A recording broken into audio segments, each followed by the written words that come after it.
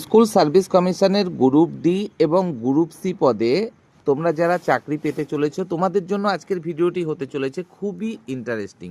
চলো আমরা আজকের ভিডিওতে দেখে নিই তোমরা যারা গ্রুপ ডি অথবা গ্রুপ সি পদে চাকরি পেতে চলেছো তাদের ক্ষেত্রে কত টাকা স্যালারি হতে চলেছে 38% ডিএ সহ, কিংবা সপ্তম পে কমিশনে তোমাদের স্যালারি কত টাকা হতে চলেছে।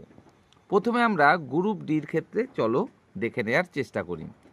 বর্তমানে গ্রুপ ডির ক্ষেত্রে কিন্তু বেসিক স্যালারি কত টাকা রয়েছে?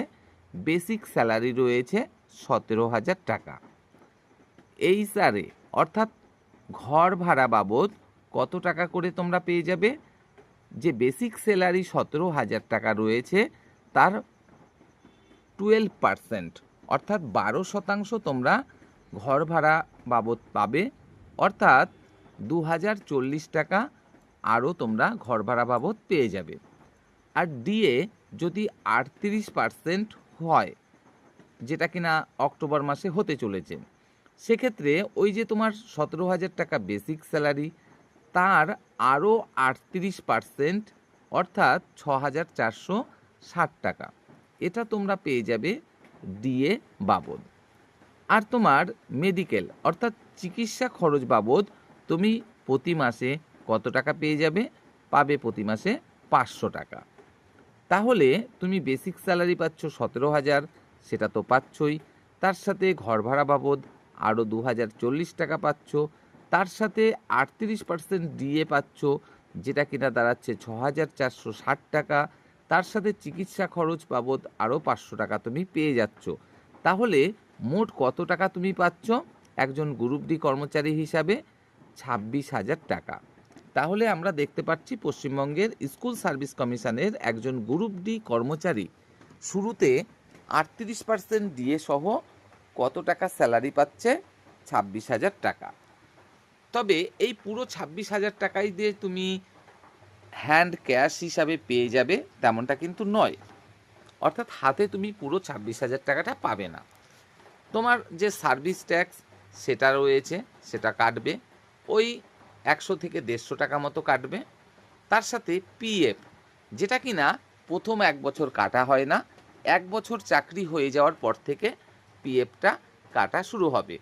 তো তোমার ওই সার্ভিস ট্যাক্স এবং পিএফ মিলে এই 1,500 টাকা মতো কাটা হবে। তাহলে 26,000 থেকে যদি 1,500 টাকা আমরা বাদ দিই, তাহলে তুমি ক্যাশ কত টাকা পাচ্ছ প্রতি মাসে? 24,500 টাকা। তবে জানিয়ে রাখি এই পিএফটা কিন্তু আস্তে আস্তে জমা হতে হতে যখন তুমি অবসর নেবে একটা বেশ বড় অঙ্কের টাকাই তোমরা পেয়ে যাবে। এবার চলো আমরা দেখে নিই যে যখন পে কমিশন লাগু হবে, অর্থাৎ সপ্তম পে কমিশন, সেক্ষেত্রে তোমাদের স্যালারি কত টাকা হতে পারে। আমরা এখানে দেখছি আমাদের এখানে করা রয়েছে ফিটমেন্ট ফ্যাক্টর 2.2 হিসাবে, অর্থাৎ এবারের সপ্তম পে কমিশনে আমরা ধরছি ফিটমেন্ট ফ্যাক্টর হতে চলেছে 2.2, যেটা কিনা গতবারে হয়েছিল কত? 2.57, অর্থাৎ 2.57 হয়েছিল গতবারে ফিটমেন্ট ফ্যাক্টর, সেটা আমরা আরও কম করে ধরেছি এবং ধরেছি কত? 2.2, অর্থাৎ 17,000 টাকা যেটা বর্তমানে বেসিক স্যালারি রয়েছে, যদি ফিটমেন্ট ফ্যাক্টর সপ্তম পে কমিশনে 2.2 হয়, সেক্ষেত্রেও তোমাদের বেসিক স্যালারি কিন্তু হয়ে যাবে কত? 37,400 টাকা। সেটা অবশ্যই তুমি পাবে। এবং 37,400 টাকার যদি 12% হাউস রেন্ট অর্থাৎ ঘর ভাড়া তুমি পেয়ে যাও, সেক্ষেত্রেও তুমি ঘর ভাড়া বাবদ প্রতি মাসে কত টাকা পেয়ে যাবে? 4,488 টাকা। কিন্তু একটা কথা তোমাদেরকে জানিয়ে রাখি, এই যে সপ্তম পে কমিশন লাগু হবে তখন কিন্তু ডিএ তোমরা কিছুই পাবে না, কারণ নতুন পে কমিশন লাগু হওয়ার ক্ষেত্রে ডিএ না দেওয়ার সম্ভাবনাটাই বেশি থাকে। তারপরে আবার 6 মাস যাবে, তখন 2%, 1%, 5%, 3%, যাই হোক কিছু একটা ডিএ দেওয়া হবে, তখন থেকে তোমরা এটা পেতে শুরু করবে। একদম পে কমিশন লাগু হওয়ার সাথে সাথে সেই সময় থেকেই ডিএ দেওয়ার সম্ভাবনাটা কিন্তু খুব কম থাকে। তো যাই হোক, ডিএ বাবদ আমরা ধরছি সেই সময় কোনো টাকাই তোমরা পাবে না। তো এখানে 1000 টাকা কেন ধরেছি? দেখো, এই যে পে কমিশনটা চলছে, ষষ্ঠ পে কমিশন, সেক্ষেত্রেই আমরা দেখছি মেডিকেল বাবদ প্রতি মাসে কত টাকা দেওয়া হচ্ছে, 500 টাকা। আর দ্রব্যমূল্য বৃদ্ধি পেয়েছে, সেই হিসাবে সপ্তম পে কমিশনে এই খরচটা তোমরা 1000 টাকা ন্যূনতম ধরতেই পারো। তাই আমরা দেখতে পাচ্ছি বেসিক স্যালারি গ্রুপ ডি কর্মচারী কত পাচ্ছে, 37,400, ঘর ভাড়া বাবদ পাচ্ছে 4,488, ডিএ পাচ্ছে 0, অর্থাৎ কোনো ডিএ পাচ্ছে না, আর মেডিকেল খরচ পাচ্ছে কত, 1000 টাকা। তাহলে গ্রস স্যালারি অর্থাৎ মোট স্যালারি কত হচ্ছে, 42,888 টাকা। তবে ঠিক আগের মতোই তোমার সার্ভিস ট্যাক্স এবং পিএফ, যেটা কিনা 1 বছর পরে থেকে কাটা শুরু হয় পিএফটা, সেক্ষেত্রে আমরা সার্ভিস ট্যাক্স এবং পিএফ মিলে ধরেছি 2,500 টাকা। অর্থাৎ এই টাকাটা তুমি এই মুহূর্তে পাবে না। তো তাহলে তোমার নিট স্যালারি অর্থাৎ যেটা তুমি প্রতি মাসে পেয়ে যাবে, সেটা কত দাঁড়াচ্ছে, 40,388 টাকা। তবে জানিয়ে রাখি, এই যে ফিটমেন্ট ফ্যাক্টর, এটা কিন্তু 2.86 পর্যন্ত হতে পারে। তো 2.86 যদি ফিটমেন্ট ফ্যাক্টর হয়ে যায়, যেটার সম্ভাবনা কিন্তু প্রবল রয়েছে, সেক্ষেত্রে তোমাদের বেসিক স্যালারি কিন্তু হয়ে যাবে কত টাকা, 48,620 টাকা। আর সেক্ষেত্রে তোমরা 12% হিসাবে হাউস রেন্ট কত পাবে, 5,834 টাকা। আর ডিএ সেই সময় কিছুই পাবে না, পে কমিশন লাগু হওয়ার সময় তার সম্ভাবনাই বেশি। মেডিকেল 1000 টাকা ধরেছি, তাহলে গ্রস স্যালারি কোথায় দাঁড়াচ্ছে, 55,454 টাকায়। এই যে টাকাটা গ্রস স্যালারি হচ্ছে, সেখান থেকে সার্ভিস ট্যাক্স এবং পিএফ বাবদ যদি আমরা 3,500 টাকাও ধরি, তাহলেও দেখা যাচ্ছে তোমরা কত টাকা স্যালারি প্রতি মাসে পাচ্ছ, 52,000 টাকা পেয়ে যাচ্ছ। তো চলো আমরা এবার দেখে নিই গ্রুপ সির ক্ষেত্রে কত স্যালারি হতে পারে 38% ডিএ সহ ষষ্ঠ পে কমিশন, অর্থাৎ যে পে কমিশনে আমরা এখনও স্যালারি পাচ্ছি। তো গ্রুপ সি একজন কর্মচারীর বেসিক স্যালারি বর্তমানে কত রয়েছে ষষ্ঠ পে কমিশনে, 22,700 টাকা।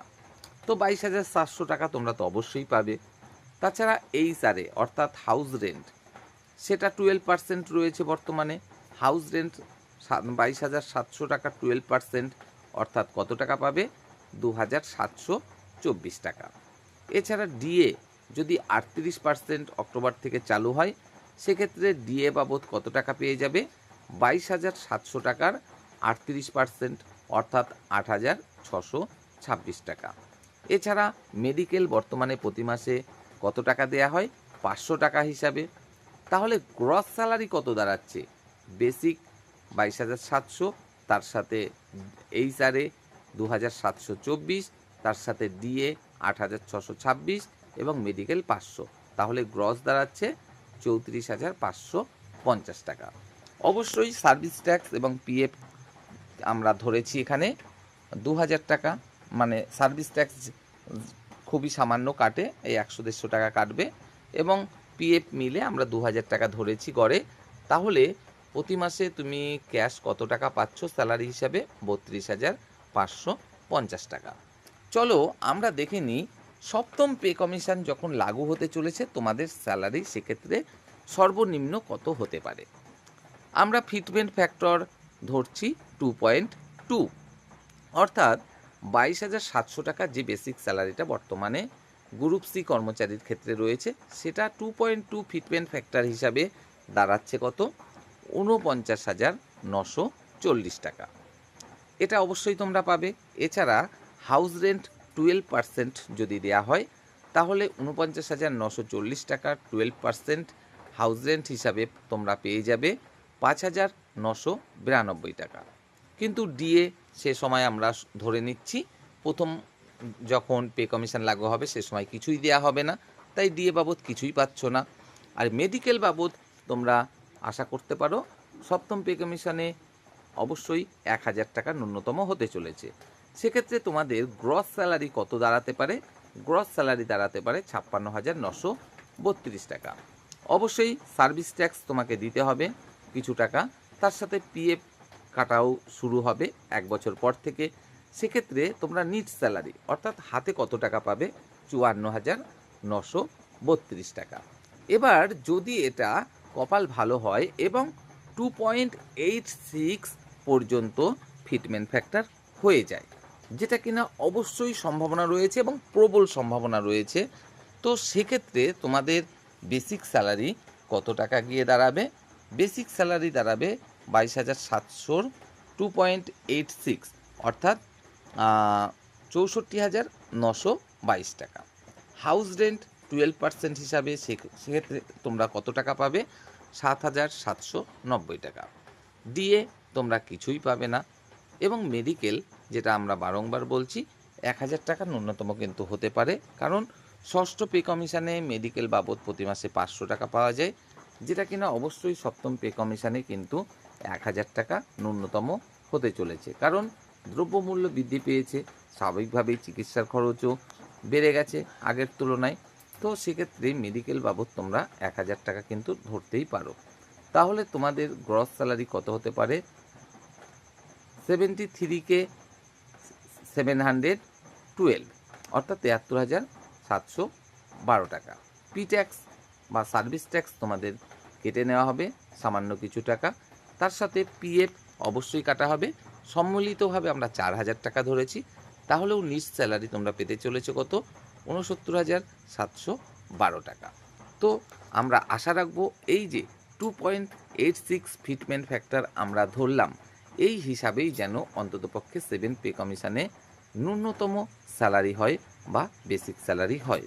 তো এর থেকেও বেশি কিন্তু দাবি করা হয়েছে অষ্টম পে কমিশন কেন্দ্রের বিভিন্ন কর্মচারী সংগঠনের পক্ষ থেকে, এবং যদি সেক্ষেত্রে এই 8.26 যেটা সর্বনিম্ন ফিটমেন্ট ফ্যাক্টর দাবি করা হয়েছে সেটাও হয়ে যায়, তাহলে এই স্যালারিটাও কিন্তু হতেই পারে। এমনকি এর থেকেও যদি কিছুটা বেশি ফিটমেন্ট ফ্যাক্টর দেওয়া হয় তাহলে আরও বেশি হতে পারে। তবে আমরা আশা রাখবো খুব কমও যদি ফিটমেন্ট ফ্যাক্টর হয়, অন্ততপক্ষে গতবারে যে ফিটমেন্ট ফ্যাক্টরটা হয়েছিল অর্থাৎ 2.57, তার থেকে যেন কোনো মতেই ফিটমেন্ট ফ্যাক্টর নিচে না নামে। তো যাই হোক, ভালো থেকো।